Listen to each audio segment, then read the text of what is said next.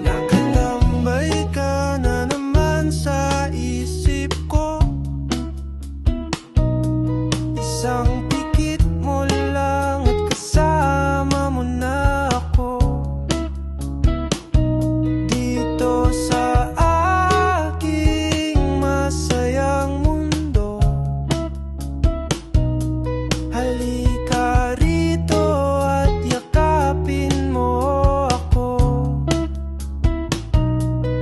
Palaisipan pa ba sa'yo? Halika rito, ibubulong ko sa'yo. Huwag kang